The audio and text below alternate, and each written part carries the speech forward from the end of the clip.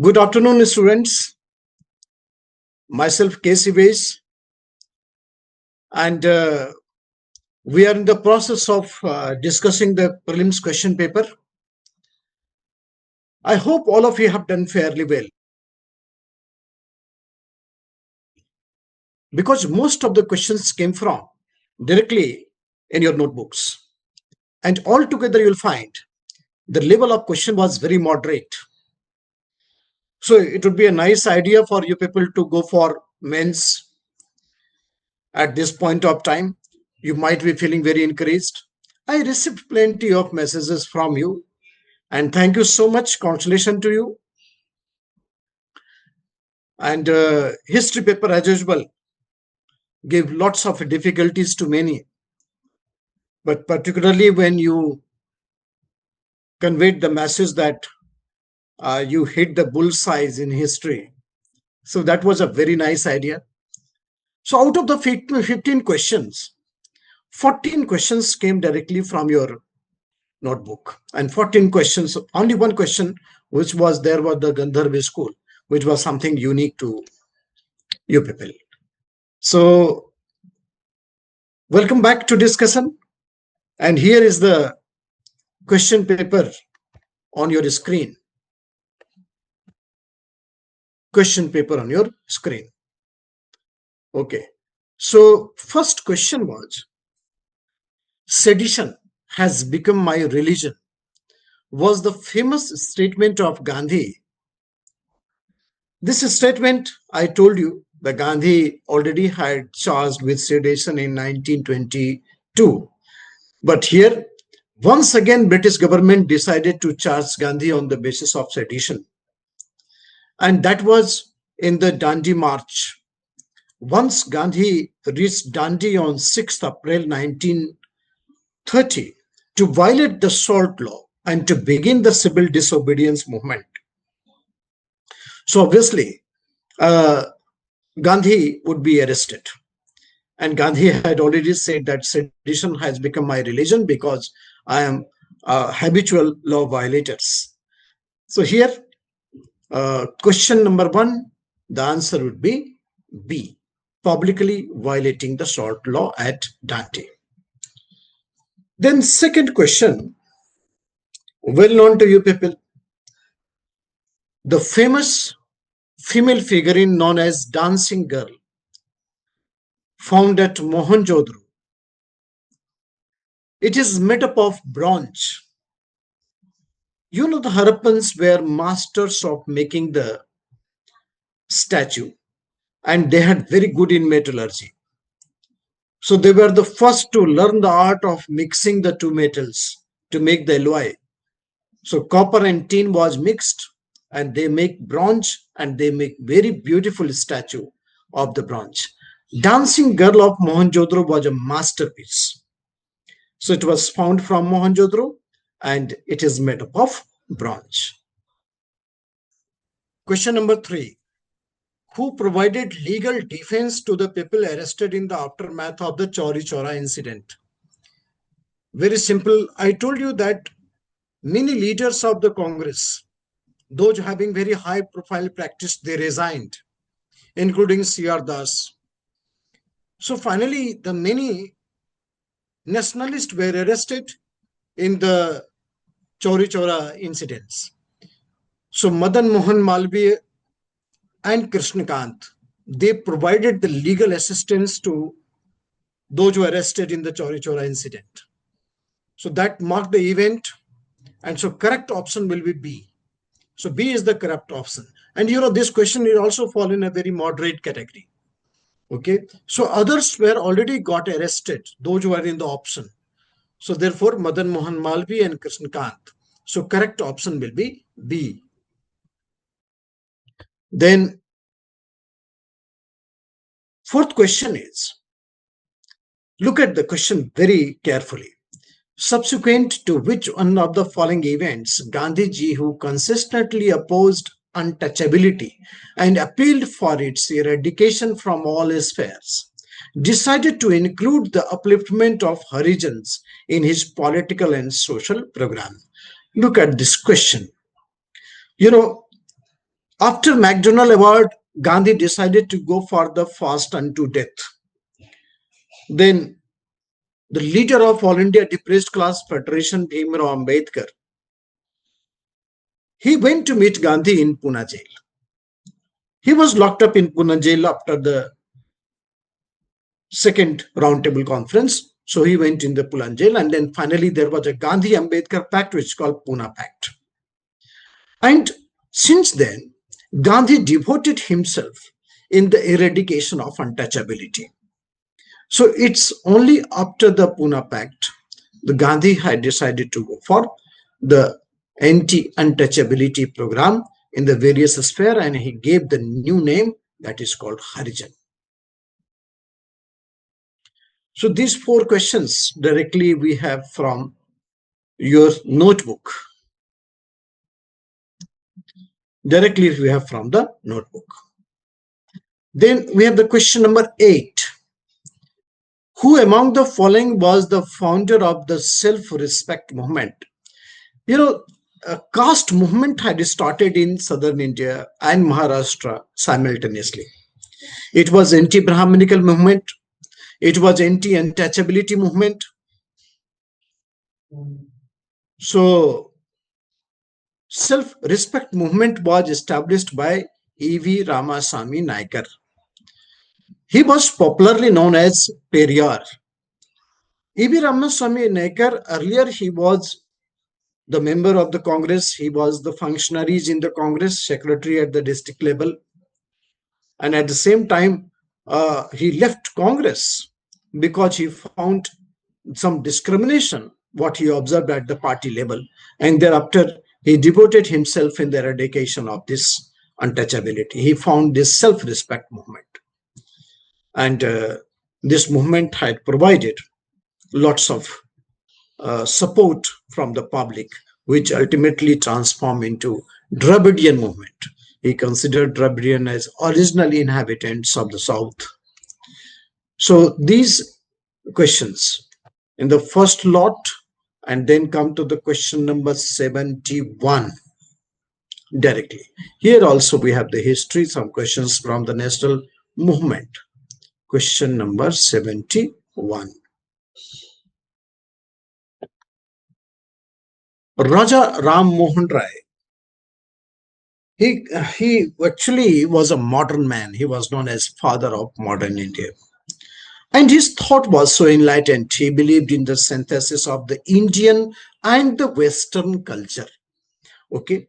So he did not discarded the totally Indian culture and then he called for adoption of the Western culture directly, but he possessed great love and respect for the traditional philosophical system of the East. Dadabhai Naoroji did not reject Vedas. Although he said Vedas are not infallible, but he did not reject Vedas. And he accepted the Vedant Upanishad, which is considered as full of scientific values. So therefore, the first option is correct. Second option is, he desired his countrymen to accept the rational and scientific approach and the principle of human dignity and social equality of all men and women. So both option 1 and 2 are correct. Okay. Then comes 72. Consider the following statement. Gandhi's program in the non-cooperation movement was not only boycott, but it was constructive boycott. Constructive boycott. So boycott of law, courts, and foreign cloth was definitely observed. Observance of strict non-violence. Gandhi made it very clear that entire movement of the non-cooperation will be non-violent movement. Retention of the titles. No. Surrender of the titles. Okay. Surrender of the titles. And the fourth is establishment of panchayat for settling the disputes. So out of these 4 options, first, second, and fourth is absolutely correct. Right? Third is against what Gandhi did. So only 3 is correct. Only 3 is correct. So question number 72. Then 73. The irrigation device called Araghat. You might have seen there are various types of the words used in ancient India and the medieval India. Bandh, Khardaya. We have discussed this thing in the examination, right? So there was a circle type of things that goes down and then water poured in and then water comes out from the other circle. So a large wheel with earthen pot attached to the outer ends of the spoke and that keep on moving and then water's coming from the ground. So this is the option number B. Option number B. Okay. So this was very popular method in the Gupta period also, and particularly in the Delhi Sultanate also. It was a very popular method of extraction of waters. Very popular method of extraction of waters. Okay. Then question number 74. Who among the following rulers in ancient India had assumed the titles Mat Bilash or a Bichitrachit, Gunvar? There was a Pallava ruler, Mahendra Burman first. He made Kanchi a great center of culture, and he popularly known as Mat Bilas. He wrote in Sanskrit, and his book was Mat Bilas par Hassan, which is actually sarcasm on the Jaina religion. So Mat Bilas par Hassan was the name of the title of his book, but his title was Mat Bilas, curious minded. So I think his many questions had turned out to be the sarcasm of the time, and he might be a very good thinker. So therefore, the 74th number question, it is Mahendra Burman first, who had taken the various title, and his book was known as Mat Bilash par Hassan. Then question number 75. The Chinese traveler had great fascination for India. Mainly after the spread of Buddhism in China, many great scholarly persons, they try to come to India and to get more and more philosophical information about Buddhism. So there were series of the Chinese travelers. The first was Faiyan, second was Xuanzang, third was Wang Se, Yi Tsing. Many Chinese travelers came to India during the ancient time. So during the Gupta period, the first Chinese traveler, Faiyan, came to India. And he came to India during the time of Chandragupta II. And Faiyan mainly came to India to collect the Buddhist manuscript. Right? He came to India to collect the Buddhist manuscript. He collected many Sanskrit and the Pali text and then went back to China and then translated the entire book. And thereafter, they got the original text of the Buddhism to define the level of Buddhism in India.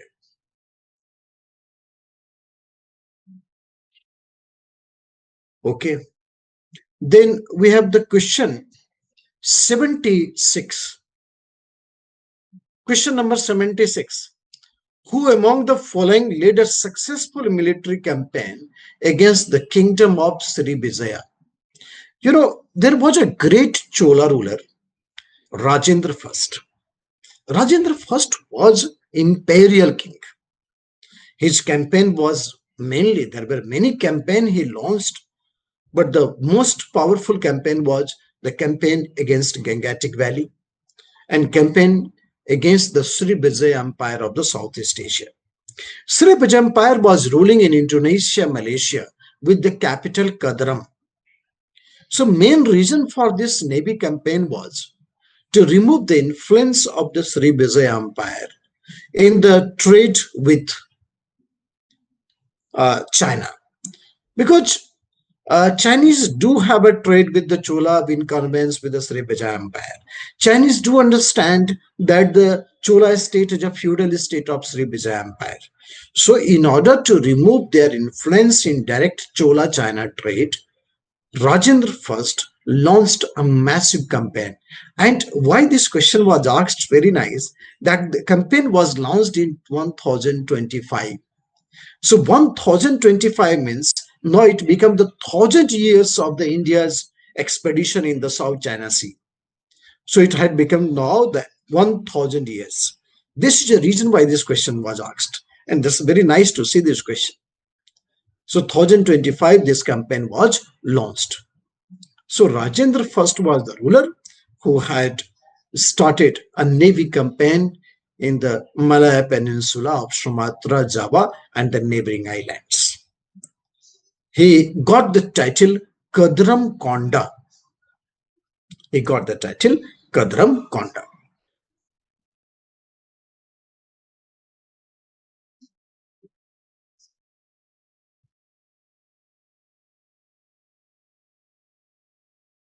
Okay, he got the title Kadram Konda.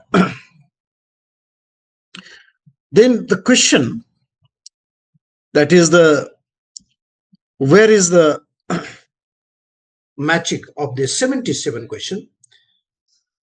With reference to ancient India, consider the following pairs. These are the Mahajanpad, and these in the right side we have the rivers flowing in their region. Okay, so Ashmak was in the southern India in Maharashtra, and there was a river Godavari. Okay, and Koshal is near the Saryu, that is in the western Uttar Pradesh. Right now we have the Prayagraj. So only first and fourth is the correctly matched. So only two is the matched, right? So option will be B. Answer will be B.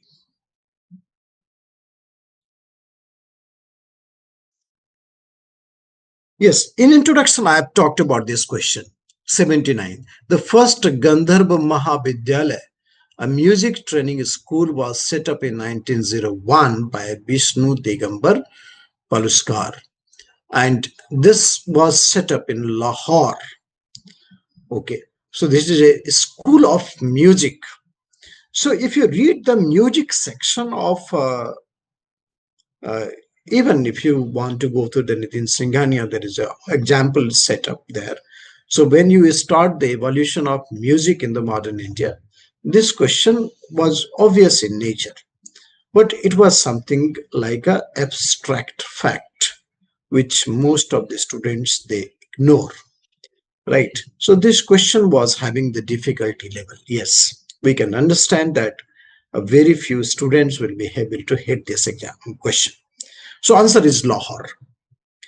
Then Ashokan inscriptions suggest that the Pradeshika, Rajuk, and Yukta were important officers. Mauryans had defined the provincial as well as district administration, right? Defined the district administration. So therefore, district level administration, they were modern ICS, modern IAS. Okay, Rajuk initially had a judicial services, later on it had become the revenue services also. So 79 question, these officers were basically at the district level and they were assisting the provincial governors. Their main objective was to assist the provincial governors. So they were the officers at the district level administration. 80. Consider the following statements in respect to the non-cooperation movement. The Congress declared the attainment of Swaraj by all legitimate and peaceful means to be its objective. Congress declared the attainment of Swaraj by all legitimate and peaceful means to its objective. Okay, yes. The slogan during the non-cooperation movement was Swaraj within an year. That was the main slogan put by Gandhi. And this slogan was carried forward by Subhash Chandra Bose from village to village. Okay. Then second, it was to be implemented in stages with civil disobedience movement. When in 1922, when Gandhi was discussing the issue in the Bardoli, then Gandhi wanted to transform non-cooperation movement into civil disobedience movement with launching of the program called non-payment of taxes for the next stage. So we have discussed this thing when Gandhi was about to transform non-cooperation into civil disobedience movement, and he was discussing in Bardoli, but at the same time there was a violence in Chauri Chaura, so Gandhi decided to take back the non-cooperation movement. But Gandhi had a plan. It was to be implemented in stages with civil disobedience movement and non-payment of taxes. For the next stage, only if Swaraj did not come within a year and the government will sort it to preparation. Okay, so first and second, both will be the correct answer of this question. Okay, so my dear students, I hope all of you have done fairly well. Lastly, I want to congratulate you and the best wishes to you. Thank you so much.